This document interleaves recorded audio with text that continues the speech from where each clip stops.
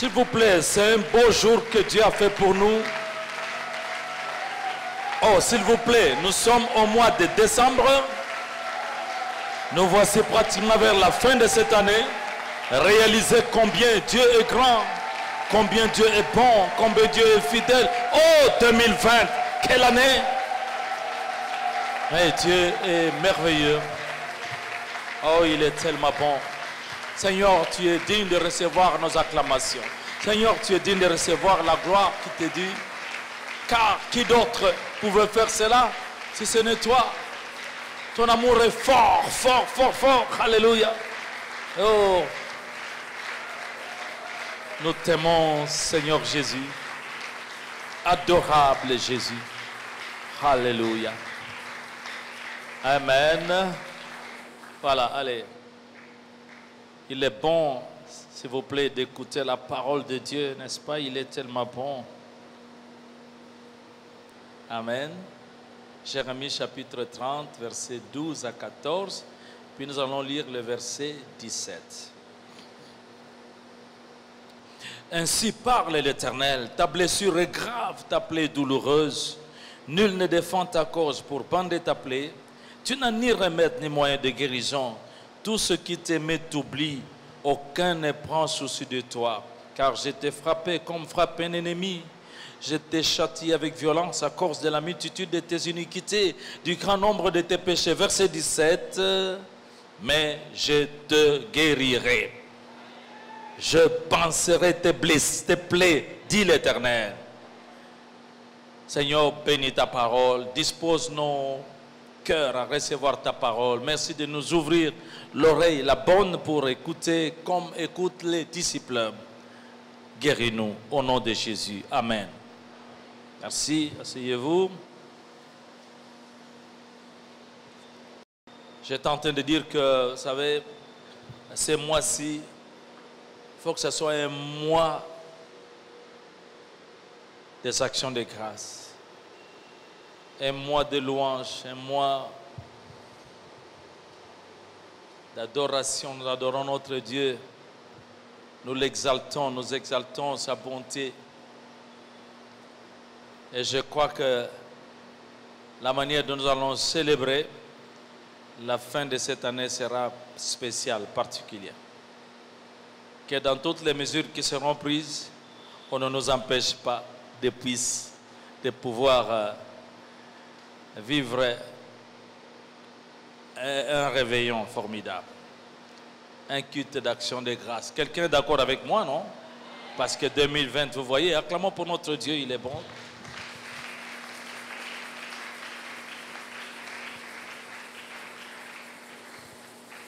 Ce jour est un jour axé sur la guérison des maladies. Guérison des maladies psychosomatiques. Donc, guérison des maladies psychosomatiques. Parce que les maladies psychosomatiques sont une complication des blessures intérieures. Les maladies psychosomatiques, c'est un chapitre qui existe en médecine. J'étais en 2e doctorat de médecine. C'est là que j'ai appris premièrement sur les maladies psychosomatiques. Mais le jour où j'ai donné ma vie à Jésus-Christ, ce jour-là, c'est un médecin qui donnait une conférence sur la guérison des maladies psychosomatiques. C'est un médecin, un psychiatre, le feu docteur Parsecle. Quand il a abordé les chapitres, j'ai dit, ben, je connais ça. Ça, c'est un 2e doctorat de médecine. Mais la façon dont il est passé de la médecine tout court à la parole de Dieu, c'était tellement merveilleux. C'était un vrai miracle pour moi. C'est là que j'ai senti que vraiment, nous les médecins, nous sommes limités. Mais il y a au-dessus de nous un médecin qui n'est pas limité. Son nom c'est Jésus-Christ. Alors, je crois que ça m'a beaucoup inspiré. C'est lui d'ailleurs, le fait docteur Parsec, qui avait dit, parce que ce jour-là j'étais encore païen, mais avant d'aller à cette conférence, il m'avait dit, il m'avait regardé, il m'a dit, tiens, toi tu vas servir Dieu. Et tu vas être un grand serviteur de Dieu. J'avais l'impression qu'il parlait en l'air, dans les airs, je ne comprenais rien du tout. Je sais qu'il nous a déjà quittés, j'aurais tant voulu qu'il soit là, que nous tenions ensemble encore des conférences sur la guérison des blessures intérieures. Alors, maladie psychosomatique, comme vous entendez le mot là, psychosomatique, c'est-à-dire psycho, il y a le mot psyché, psyché qui veut dire âme, l'âme. Somatique, soma qui veut dire le corps. Donc, ce sont des maladies visibles, mais qui ont pour cause, origine, l'âme. L'atteinte de l'âme. Et nous avons vu que les blessures intérieures, ce sont les blessures du cœur, ce sont les blessures de l'âme. Ce sont des blessures émotionnelles. Mais parce que quelqu'un est blessé, les conséquences se manifestent au niveau du corps. Vous recevez quelqu'un qui est malade. Et vous soignez. Pour les médecins, c'est des bruits. Ils soignent, ils soignent. Ils font même passer des psychologues et des psychanalystes. Ils donnent des calmants. Mais quand les calmants, quand on cesse, la maladie est toujours là. C'est normal parce que le médecin ne peut pas traiter l'âme. Le médecin va traiter le corps. Les émotions, il va essayer de calmer. Mais il ne peut pas guérir ce genre de maladies. Nous rendons grâce à Dieu parce que Jésus-Christ est venu. Lui seul guérit ces maladies psychosomatiques. Vous savez, il y a des maladies comme ça. Si lui-même ne s'élève pas, il n'y aura pas de guérison. Mais s'il s'élève, il y aura la guérison. C'est une guérison miraculeuse. Le problème dans ces maladies, c'est le cœur. Prends ta main droite, pose sur le cœur. Tu peux dire mon cœur. Mon cœur. On peut sentir battre son cœur pour certains. Pour d'autres, c'est difficile. Mais généralement, lorsqu'on y fait attention, on sent que le cœur bat. N'est-ce pas? Et Salomon a dit, nous avons entendu cela, garde ton cœur plus que toute autre chose, car de lui viennent les sources de la vie. Garde ton cœur plus que tout. Pendant que tu touches ton cœur, tu poses ta main sur le cœur, ma chère maman Delphine. Est-ce que tu peux parler à ton cœur? Dis à ton cœur, dis-toi, appelle par ton nom. Adrien, garde ton cœur plus que toute autre chose. Car de lui viennent les sources de la vie. Amen. Parce que le cœur, c'est le centre de la vie. Dieu lui-même qui connaît la valeur du cœur, il a su comment garder, protéger, préserver le cœur. Vous voyez comment Dieu a bâti, il a construit une maison particulière avec des os, des muscles, des tendons, tout ce que vous voulez. Et il a placé le cœur dedans. Cette maison qui est le thorax, mais en médecine on aime parler de la cage thoracique. La cage thoracique. Tout ça c'est pour garder le cœur. Regardez les sportifs. On peut tirer un coup. Avec la balle, ça va atterrir sur la poitrine. Boum. La poitrine amortit le choc. Mais le cœur reste intact. Pourquoi? Parce que Dieu a protégé le cœur.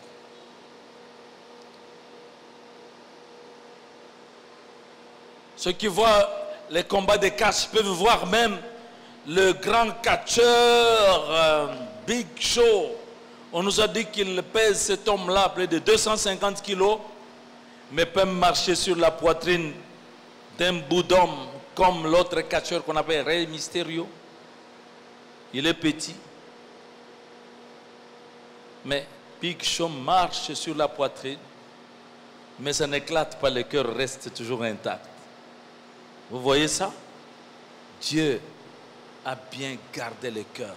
La nature nous enseigne, c'est pour dire, c'est précieux le cœur. Donc, s'il vous plaît, préservez votre cœur des chocs.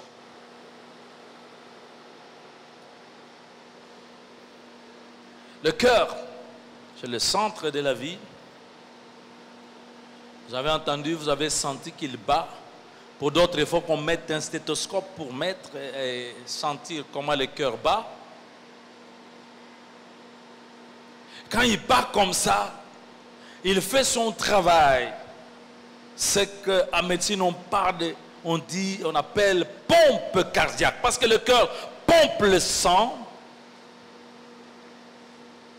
au niveau de tous les autres organes. Toutes les autres parties du cœur, du corps. Et le cœur va pomper le sang qui apporte la vie au niveau de tous les organes. Vous voyez, le sang que le cœur pompe, c'est un sang oxygéné, qui a reçu déjà l'oxygène qui est venu dans les poumons. Les globules rouges, le sang a capté l'oxygène. Le même sang a déjà récupéré ce qu'on a mangé là. Quand on a mangé au niveau de l'estomac, des intestins, il y a un travail qui se fait quand on dit digestion. Ça veut dire il est en train de prendre les protéines, il est en train de prendre les graisses, il prend les sucres, les glucides, tout ce qui a vitamines. Tout ça, ça va dans le sang. Ça arrive au cœur et le cœur va distribuer. Donc vous voyez, quand le cœur reçoit un choc, quand le cœur est malade, ça va faire des dégâts, des conséquences au niveau du reste du corps. Parce que le cœur est sensible, très sensible. Que nous le voulions ou non, mes amis, s'il y a un grand bruit ici, même d'ailleurs dehors, là, c'est qu'on entend boum. Même les gens qui paraissent les plus calmes, ça va bouger un peu là-bas. Surtout quand c'est ici, boum. Et on va dire, aïe, un choc. Et en lingala, on dit bien, mais parce que le cœur éclate. Alors, le cœur se met à battre plus vite. Ce sont des palpitations cardiaques. Mais vous voyez, chez certaines personnes, à cause des blessures reçues, à cause des chocs reçus, leur cœur est tombé malade. Il y a des cœurs qui sont devenus malades. Non pas à cause des microbes ou à cause de quoi que ce soit, mais à cause des chocs reçus.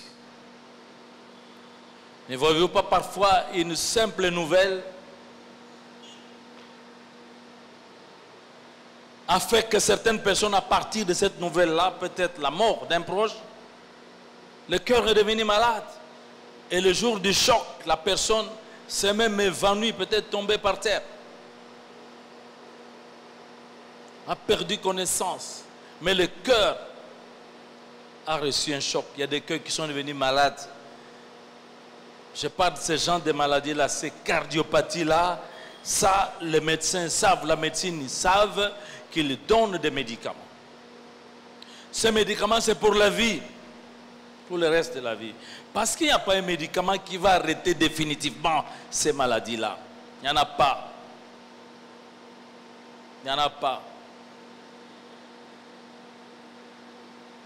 Nous avons la grâce de connaître Jésus-Christ parce que le Seigneur Jésus-Christ, lui seul peut en finir avec ce genre de maladies.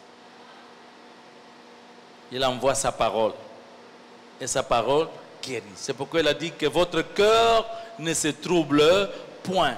Croyez en Dieu, croyez en moi. Je vous donne la paix, je vous laisse ma paix. Non pas comme le monde donne. Que votre cœur ne s'alarme point. J'ai foi qu'il y a des guérisons qui s'opèrent. Il y a des cœurs qui vont se tranquilliser aujourd'hui. Définitivement. Au nom de Jésus. Vous êtes d'accord avec moi? Nous acclamons parce que cela ne peut être que vrai. Il est Dieu. Alléluia. Quand le cœur pompe le sang entre dans des vaisseaux sanguins qu'on appelle des artères. Alors, la grosse artère là, c'est l'aorte. On appelle ça aorte. Mais c'est dans les artères. Vous verrez que les artères sont des vaisseaux sanguins qui sont profonds. Le sang qui est là-bas est très rouge. Parce que c'est un sang qui a reçu déjà de l'oxygène, qui a reçu la vie. Mais si le cœur peut réagir mal devant les chocs, les blessures, les vaisseaux sanguins aussi peuvent réagir. Pour certaines personnes, ce sont les parois de ces artères, des artères qui réagissent. Les scientifiques, les médecins saisissent là. Ils savent que parfois à cause du stress, d'un choc, il y a libération de substances qu'on appelle des catécholamines. Ça s'appelle noradrénaline ou adrénaline. Bon Dieu, je parle de quoi ici? Mais je sais que quand j'aurai fini, vous tous vous allez devenir des super médecins. Parce que laissez-moi vous dire, vous êtes des médecins plus forts que les autres médecins du monde parce que vous êtes capables de guérir au nom de Jésus toutes sortes de maladies. Même les maladies incurables. Oh, je n'ai pas entendu les acclamations. Je voulais dire que quand le vaisseau, là, les artères réagissent, la paroi devient tendue. Même si le vaisseau était vraiment assez ouvert, mais ça se serre. La tension des artères devient forte. Et quand on met un appareil pour mesurer la tension, on va dire la tension est élevée. La tension des artères, la tension artérielle est élevée. C'est l'hypertension artérielle. Voilà ce qui explique certains cas des hypertensions qu'on vit.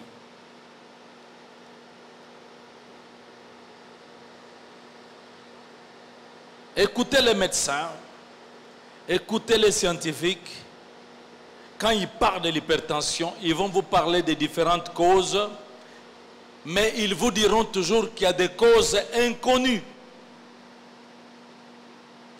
Et un jour, dans une conférence comme ça, avec les scientifiques, on m'a aussi invité, non pas comme médecin, mais comme pasteur. Et j'ai pris la parole à la fin pour dire, moi je viens vous parler justement de ces causes inconnues-là. Les causes inconnues, il y a des causes inconnues parce qu'elles sont d'abord, elles viennent de l'âme. Et j'ai béni le Seigneur parce qu'en ce jour-là,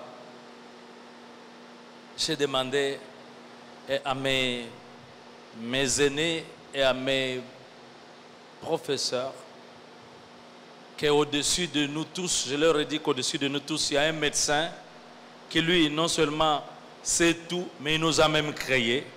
Lui seul est capable d'en finir même avec ces gens d'hypertension. Son nom, c'est le docteur Jésus-Christ.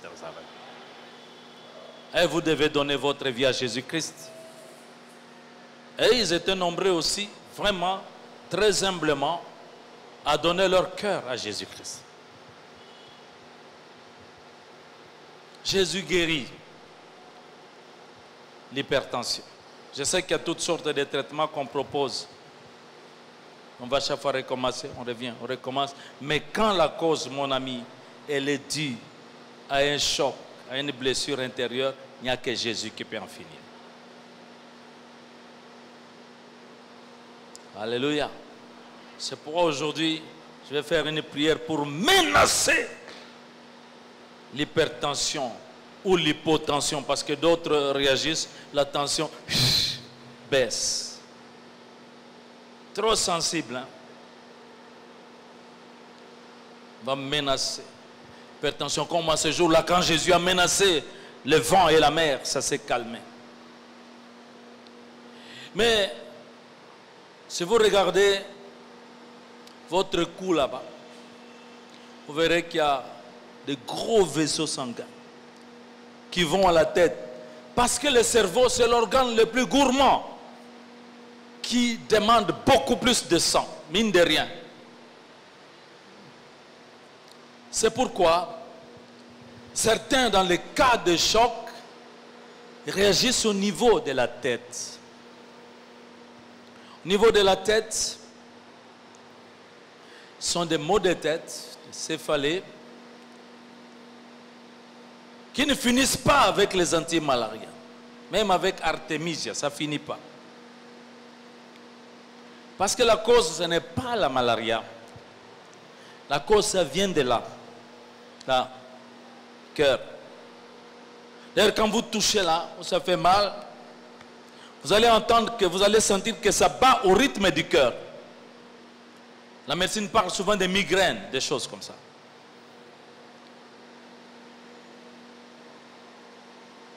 Tu as juste besoin d'une guérison de ton cœur. Et ça va marcher.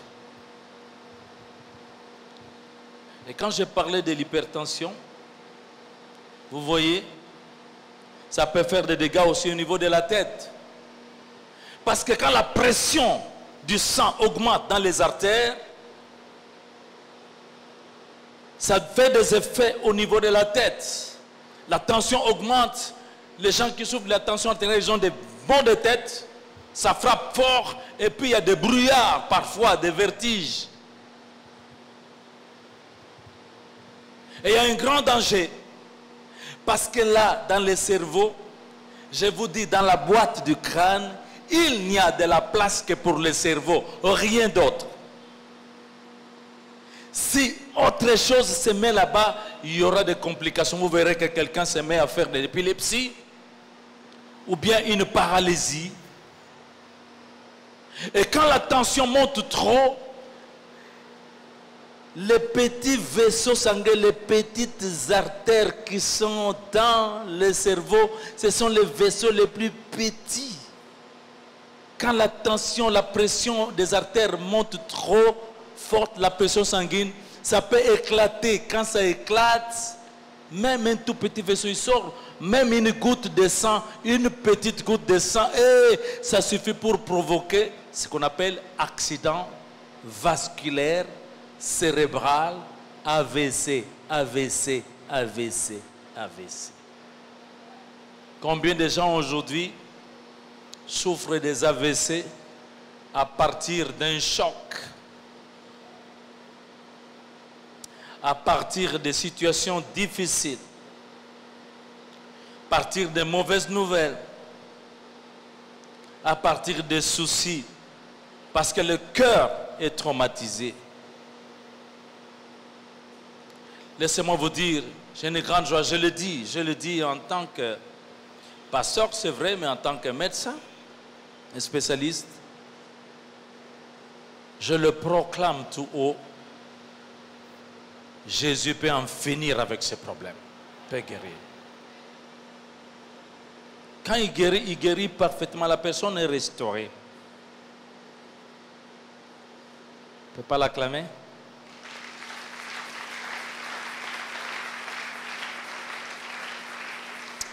Oh mon Dieu, le monde a besoin de Jésus. C'est un monde de troubles, Beaucoup de malades ont juste besoin de Jésus-Christ. Et pour que tout change, nous sommes là aussi pour cela. Je sais que je peux continuer, je pourrais m'arrêter quelque part parce que ça peut faire des effets partout. L'estomac. Est-ce que je peux, s'il vous plaît, te voir toucher ton estomac?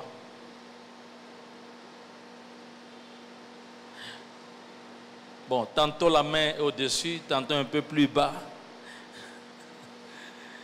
Bon, c'est là, hein? Là.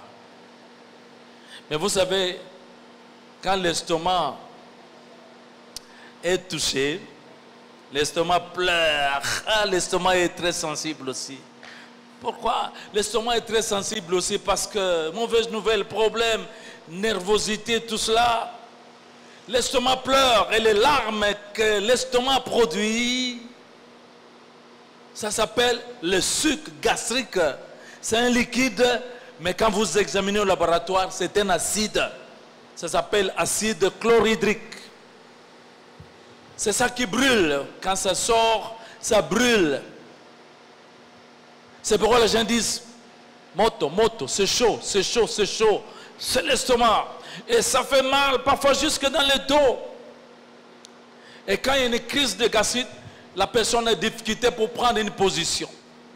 Comment s'asseoir? On veut se mettre dans le dos, ce n'est pas possible. On s'assoit, on sent même parfois des étouffements.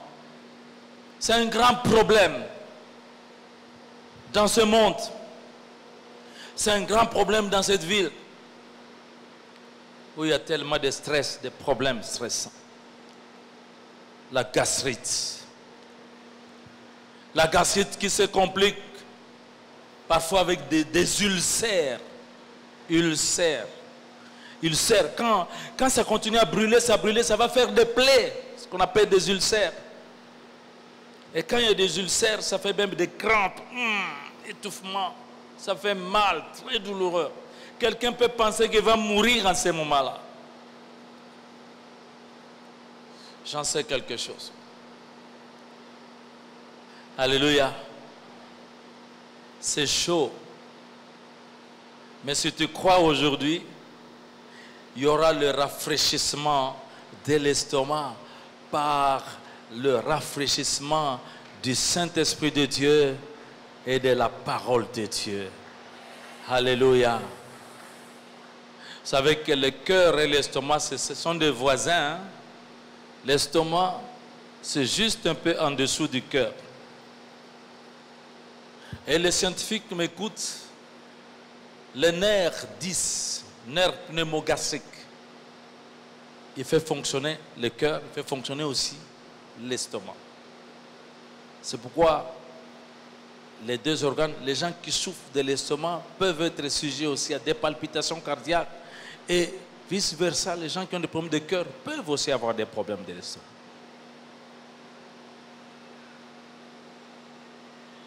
Alléluia. Ça fait mal. Je sais que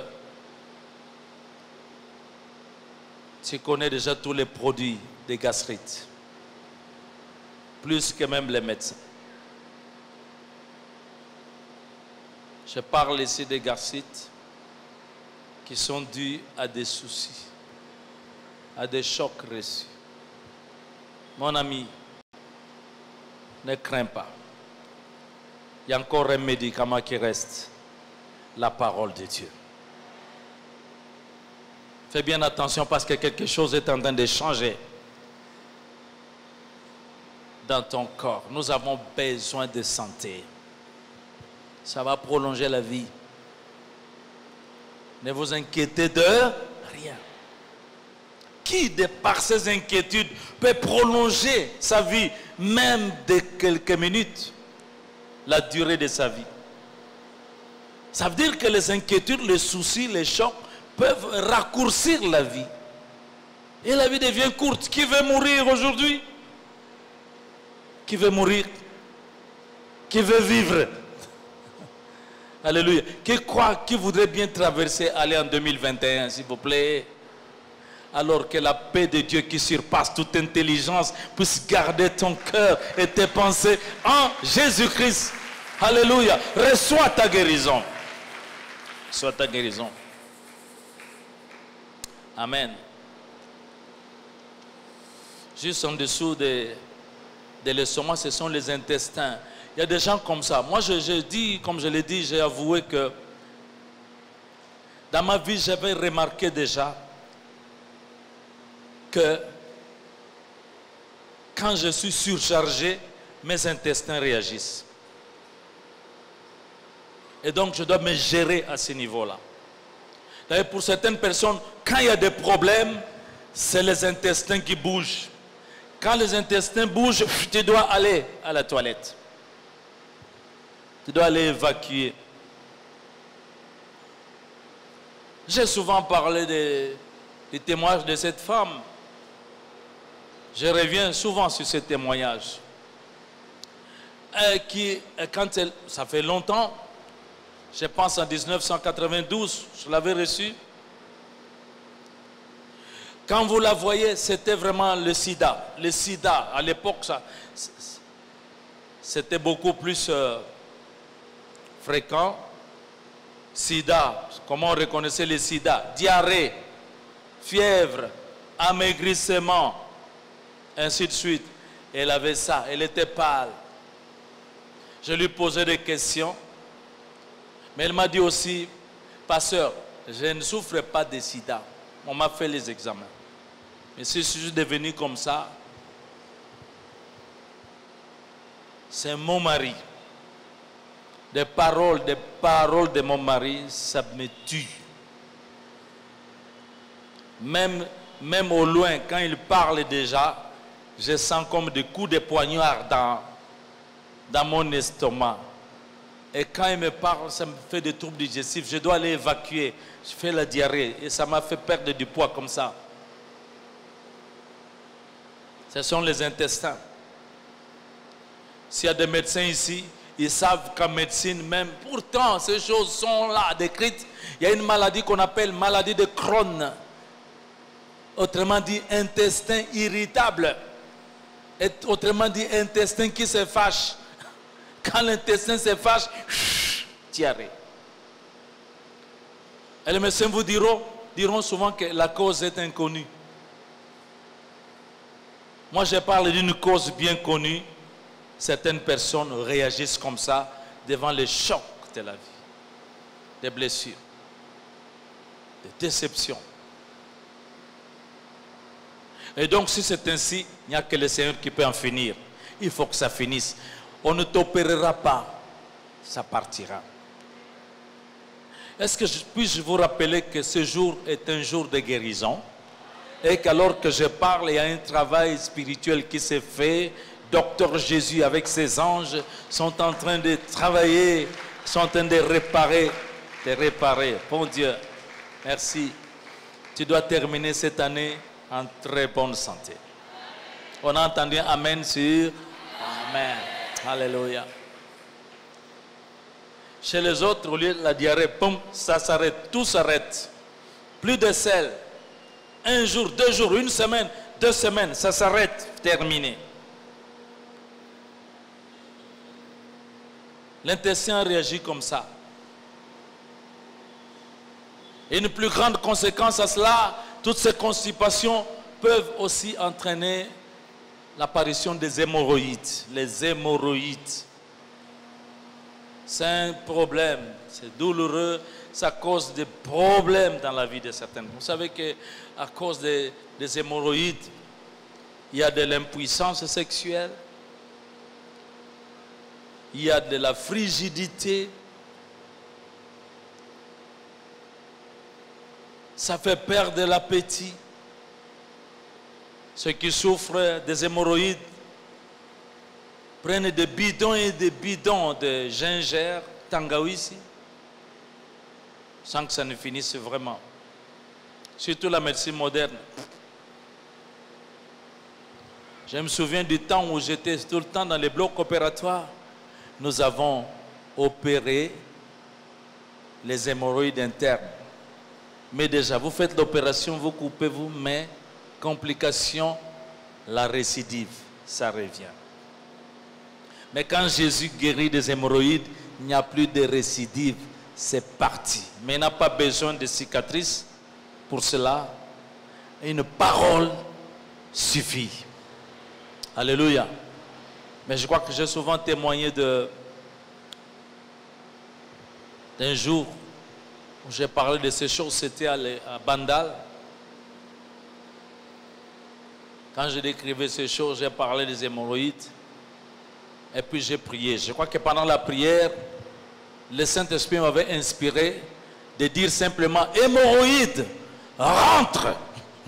Parce que hémorroïdes, c'est quoi? Ce sont les intestins qui veulent sortir. Ou débourrer les vaisseaux sanguins. Ce sont les vaisseaux sanguins. Les vaisseaux sanguins des veines au niveau du rectum qui deviennent débourrelés. Et puis ça a tendance... Donc, l'intestin veut ressortir tellement il y a la pression. Et quand c'est dehors, c'est encore des douleurs effroyables. Ce jour-là, l'ordre seulement été donné après la parole, hémorroïde, retourne. Comment moi je le sais? Pourquoi je témoigne? Parce que ce papa a témoigné lui-même. Il n'a pas eu honte. Il est venu devant les gens, il a dit, chers frères, dans un grand français, c'était une église des intellectuels. Chers frères et sœurs, alléluia, amen. Excusez-moi, vraiment, je ne saurais pas me retenir. Mais quand le pasteur a prié pour cette histoire des hémorroïdes, quand il a dit hémorroïdes retourner, j'ai entendu seulement un bruit, j'ai senti boum. Et ce qui était dehors, mes hémorroïdes, je sens là où je vous parle que c'est retourné dedans et je n'ai plus de douleur. Il a eu la grâce d'être guéri comme ça. C'est lui qui ressuscite même les morts. Comment ne guérirait-il pas des hémorroïdes? L'important d'abord, ton cœur. Amen. Donc on peut continuer à parler d'autres choses. Vous savez, il y a des maladies, on peut dire urogénitales. Le système urinaire, le système génital. Urinaire. Le système urinaire. Tous les systèmes du corps sont sensibles, s'il vous plaît, au choc émotionnel. Les étudiants, vous êtes là? Les étudiants. Il n'y a pas beaucoup d'étudiants aujourd'hui. Vous savez que quand on annonce les examens dans la salle, vous allez entrer. Vous avez fait pipi chez vous, mais dès qu'on a annoncé qu'on va entrer dans la salle, vous allez faire pipi.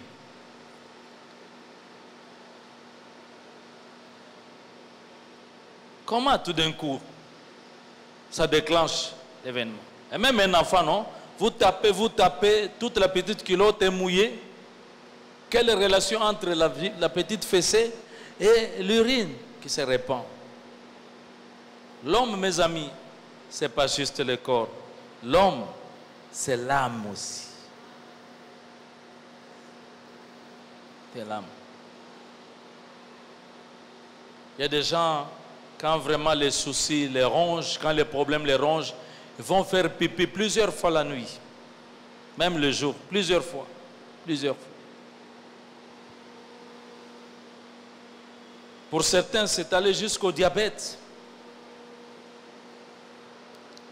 C'est pourquoi tout ce dont je vous parle, la médecine, elle est là, elle sait qu'elle vous donnera des calmants.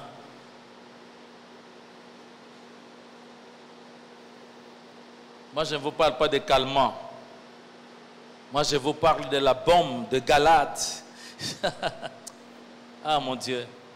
Pourquoi ma blessure est-elle si douloureuse et ne veut-elle pas se guérir? Jérémie pleure. Mais Dieu dit, mais y a-t-il plus de bombe en Galate? Il y a une bombe qui vient guérir. La bombe qui vient guérir, c'est la parole de Dieu. Alléluia. Nous allons prendre un peu de temps, nous allons prier. J'aime ton attention, j'aime ta foi, parce que tout vient de là.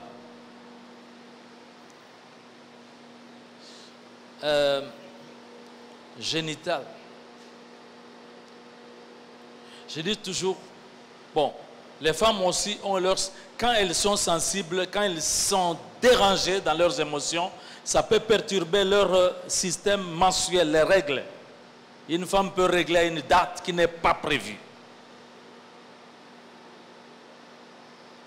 C'est pourquoi je crois que même certaines dysménorrhées de douleurs de règles ont plus leur origine sur le plan émotionnel. Certaines dysménorrhées. Si c'est juste ça, mon ami, aujourd'hui tu reçois ta guérison, tu dois retourner à la normale. Vous savez que un choc émotionnel peut même arrêter les règles. Une femme va vivre sans règles. Parfois c'est le contraire, beaucoup d'hémorragie. Une grossesse peut sortir. Il y a des avortements, certains avortements à répétition sont plus dus aux problèmes émotionnels, parfois, de la femme, pendant ses premiers moments de grossesse. Oh, nous les mariés, quand la femme est enceinte, surtout dans ses premiers moments, elle a besoin de beaucoup d'affection. Et devient difficile, c'est un problème hormonal, mais ils ont besoin d'une grande affection. Ça peut régler bien des problèmes, des risques, carrément d'expulsion des avortements. Il y en a qui sont stériles, mais j'appelle ça fausse stérilité. Il y en a qui ont besoin juste d'être bien guéris dans leur cœur, dans leur âme, et le Seigneur va régler le reste des problèmes. Est-ce que vous êtes avec moi? Ok. Je sais que je pouvais continuer à parler de bien des choses. Vous savez que même la peau, pour certaines personnes, c'est la peau qui réagit. Quand il y a des problèmes, c'est des boutons, des éruptions cutanées qui sortent. Même la fièvre. J'ai souvent dit, je ne sais pas, mais est-ce qu'il y a des amateurs, des fanatiques de football ici, des matchs? Je ne parle pas de supporters, je parle de fanatiques. Moi, je suis fanatique. Aujourd'hui, je ne suis plus fanatique. Mais le temps que j'étais fanatique, à l'époque, j'étais fanatique de l'équipe là, V Club. J'étais encore à l'école secondaire. Je vous dis, quand V Club jouait, nous étions à l'intérieur, on n'avait même pas la télévision. Mais, rien qu'avec la radio, je vous dis, quand V Club jouait, j'avais la fièvre. La température peut monter. Tu touches, tu sens qu'il y a la température. Quel rapport? Le sang réagit. Alléluia. Pendant que j'en parle, je n'oublie pas une jeune fille. Là, c'était à Bandal. J'ai fini là-bas. Je rentre chez moi. Elle est venue. Elle dit, pasteur, prie pour moi. J'ai dit, quel est ton problème? Non, j'ai le sida. Waouh! Qui te dit que tu as le sida? On a fait les examens. Il dit, mais est-ce que tu ne vois pas que j'ai le sida? Je dis, non, je suis médecin, mais je ne peux pas voir ça seulement comme ça. Il faut vérifier parce que ce que je vois, ça peut être aussi, ça peut être dû aussi à d'autres maladies. Mais touche, tu ne vois pas que je ne sens pas que j'ai la fièvre. J'ai la fièvre. Oh mes amis, oh mon Dieu. Le Seigneur m'a appris à ne jamais prendre à la légère les plaintes d'une personne. Jamais. D'abord, je remercie Dieu de m'avoir préparé en tant que médecin d'abord. Mais ensuite, en tant que pasteur, on ne peut pas prendre, c'est pourquoi même les cures d'âme, si vous n'êtes pas préparé, ça ne sert à rien, je vous engage. Il faut avoir beaucoup d'amour. De discrétion, bien sûr, mais il faut être préparé. Dans certains pays, tu ne peux pas faire la cure d'âme si tu n'as pas un diplôme de pasteur. Autorisation de l'État.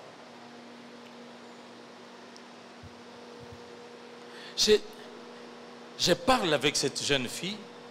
En fait, elle avait un problème. Alors, il a fallu y aller avec beaucoup de tact pour qu'elle libère ce qu'elle avait. Le problème de cette fille, c'est quoi? Cette jeune fille, c'est qu'elle elle venait d'être violée, la bandale, par 5 garçons. Un soir, à 19 h, ils l'ont coincée quelque part au coin de la rue, c'est un peu sombre. Ils l'ont violée. Mais quand on l'a violée, pour elle c'était fini. J'ai attrapé le sida. J'ai attrapé le sida.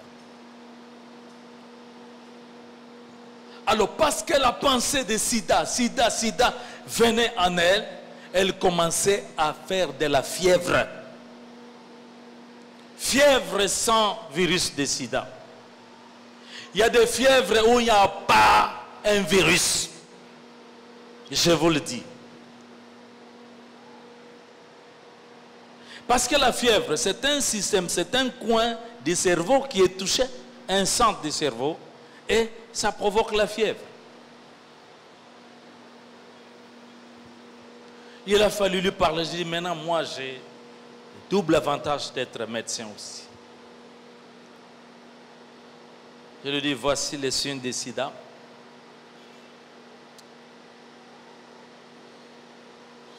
D'abord, il fallait lui montrer que ce qui a été fait, c'est vrai, c'était douloureux, mais lui montrer l'amour de Dieu, l'amener à pardonner ceux qui ont fait ça. Ensuite, lui montrer que même si elle pensait ainsi, mais que Jésus était prêt à la guérir instantanément. Je savais qu'elle n'avait pas le sida, mais quand j'ai prié, elle a fait confiance et puis elle a retrouvé toute sa quiétude. C'est part d'un choc, de blessures. Nous avons l'avantage d'avoir Jésus parce qu'il est tout le temps avec nous. Il nous guérit de toute maladie. Est-ce qu'on ne peut pas entendre des acclamations, même vous qui suivez au loin? Oh, alléluia. Mon Dieu, merci. Bon, je crois que je ne vais pas citer toutes sortes d'exemples. Mais vous comprenez qu'à partir des chocs du cœur, on peut sentir des douleurs, être vraiment malade. Vous savez que même des cancers peuvent se développer comme ça, à partir des blessures intérieures. Nous parlons de la guérison. Jésus guérit. Amen. Jésus guérit. Combien aimerait, combien, est-ce qu'il y a quelqu'un qui sent, non, Dieu est en train de me parler, j'ai besoin de guérison aujourd'hui, maintenant. Lève ta main, s'il te plaît. Oui. Tu as raison. 3 choses. Fais ça. 3 choses. Dis 3 pas. 3 pas. Amen. La première chose, il faut que tu donnes de la place à la parole de Dieu dans ton cœur. La parole de Dieu, la place de la parole de Dieu dans ton cœur. Voilà, ça c'est déjà l'heure de la fin du culte.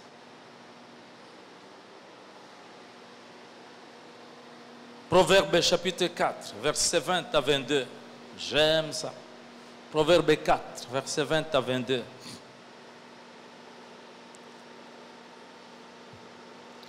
Mon fils, mon enfant, ces paroles que tu entends, si tu les gardes au fond de ton cœur, c'est le rafraîchissement pour tes muscles, c'est la santé pour tout ton corps. Ces paroles que tu entends, les paroles de Dieu. Si tu l'écoutes, tu écoutes, tu crois, tu gardes dans ton cœur, tu mets en pratique, la Bible déclare c'est la santé pour tout ton corps. Waouh! Donc Dieu. C'est ça qui m'a poussé à prier Dieu. J'ai dit, j'étais vraiment en retraite, j'ai prié.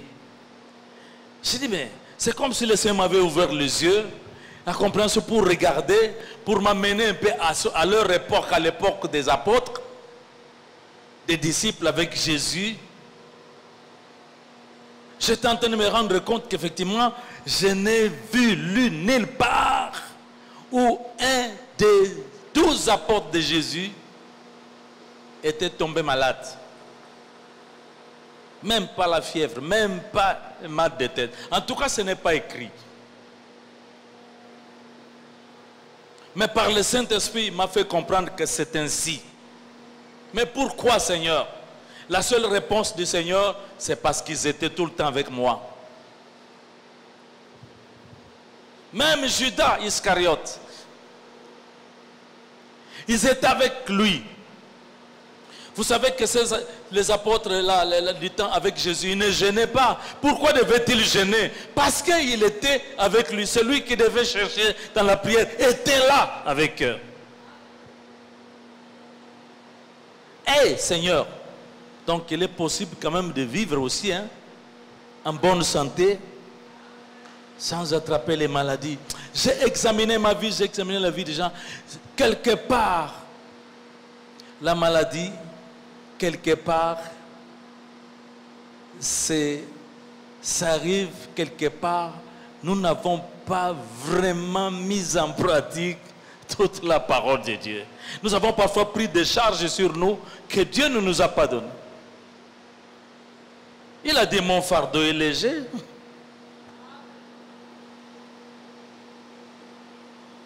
La parole, mes amis. C'est pourquoi je crois, c'est vrai que je donne des exemples, mais de temps en temps, je libère la parole de Dieu. Mon ami, je crois que parce que je libère la parole de Dieu, cette parole, quand elle vient, si elle touche quelqu'un, elle amène directement à la guérison. Parce que la Bible dit clairement que la parole de Dieu est vivante et efficace. Elle est tranchante, plus tranchante qu'une épée à double tranchant. Elle pénètre jusqu'à partager moelle et chanture, âme et esprit. Tout étendu devant la parole de Dieu. Vous entendez? Elle est comparée, la parole de Dieu est comparée à l'épée, épée, Il dit que quand l'épée vient, elle coupe, elle pénètre, elle fait la dissection, elle coupe, elle sépare les os, des muscles, les jointures, les articulations. Mon Dieu. Est-ce que vous savez que quand la parole sort, elle ne vient pas comme une épée, mais comme un bistouri du médecin, du chirurgien. Elle travaille, elle pénètre, les guérisons s'opèrent, des opérations s'opèrent et des vies sont changées par la puissance de la parole de Dieu. Il a toujours guéri par sa parole. Dans l'église, dans l'assemblée, dans la synagogue, il dit, hey, toi, femme, sois délivrée de ton infirmité. À l'instant même, crac, terminé. Toi, lève-toi, prends ton lit et marche. Bartimée, allez, recouvre la vue. Bartimée voit. Est-ce que le Seigneur parle à quelqu'un?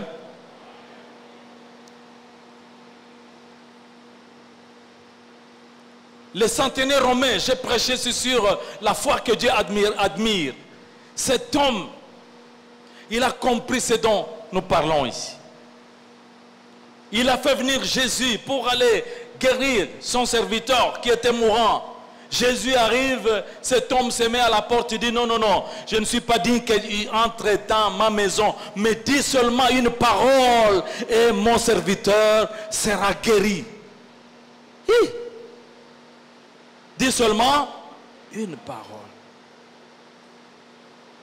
Nous sommes nombreux, mais il y a toujours une parole pour quelqu'un. Toujours une parole pour quelqu'un. Quand cette parole sort, mon ami, n'hésite pas, dis un amen au fond de toi, parce que quelque chose vient d'être opéré. Une guérison vient d'être opérée. Un miracle vient d'être opéré. Waouh. Oh Seigneur. J'ai témoigné que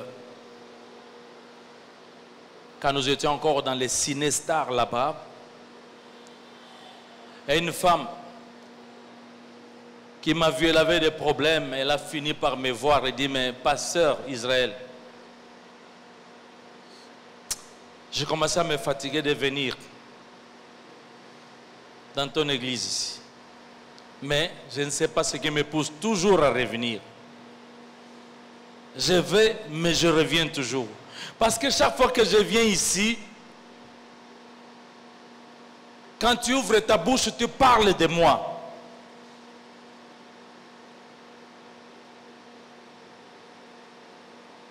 Hey. Même quand je viens en retard, j'entre en retard, au moment où j'entre, tu parles de moi. Aïe, aïe. J'ai dit, maman,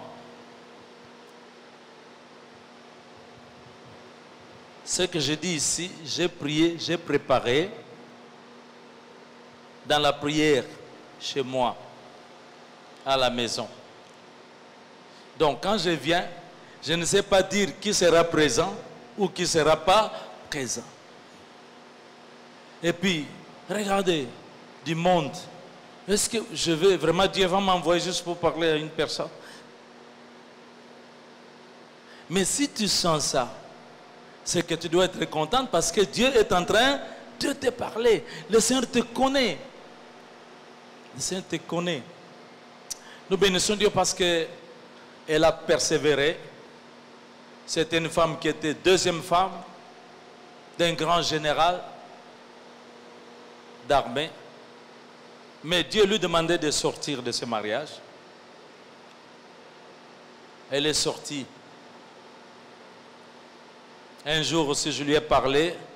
Révélation, je dis, le Seigneur va te donner un fiancé. Elle a ri. C'est à Cotonou que je lui avais dit ça parce que nous étions partis à une conférence. Ah, pasteur, regarde, une vieille comme moi. Mais Dieu lui a donné Marie, ça s'est réalisé. Quand il a eu le fiancé, il est venu me voir. Il dit, tu m'as ensorcelé? Mais alors c'est une bonne sorcellerie parce que le fiancé là, un grand chef médecin. Ils se sont mariés, le mariage a eu lieu là. Les anciens savent. Ils sont partis en Europe. Sois seulement attentif. Dieu n'est pas injuste. Tu penses que tu peux quitter chez toi?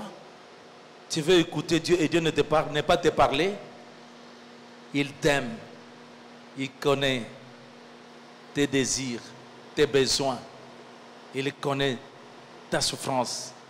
Il sait de quoi tu as besoin.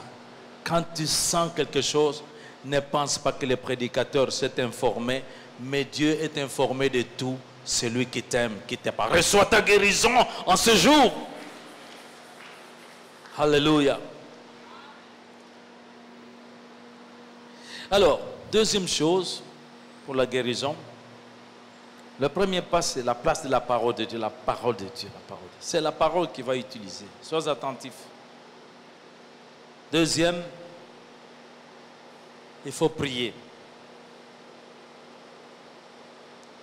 Jésus n'a-t-il pas dit demandez et on vous donnera. Si vous ne demandez pas, vous ne recevez pas. Ne vous plaignez pas. Ne pleurez pas vers les gens. Demandez. Aussi simplement que ça. Demande. Le problème, c'est que quand on demande, on n'est pas trop sûr. Est-ce qu'il va le faire, tout ça? Combien de fois, toi, n'es-tu pas tombé malade? Tu as demandé, mais Jésus t'a souvent guéri. Et ne te guérirait-il pas de cette blessure ou de cette maladie? Parce que ne vous en faites pas. Ça, je l'ai demandé au Seigneur. Quand je prie, je parle des maladies psychosomatiques, mais quand je prie ou quand Dieu guérit, il guérit et les maladies psychosomatiques et toutes les autres maladies qui se présentent. Quelqu'un dit Amen par la foi. Amen. Voilà, c'est par la foi. Nous l'acclamons. Merci.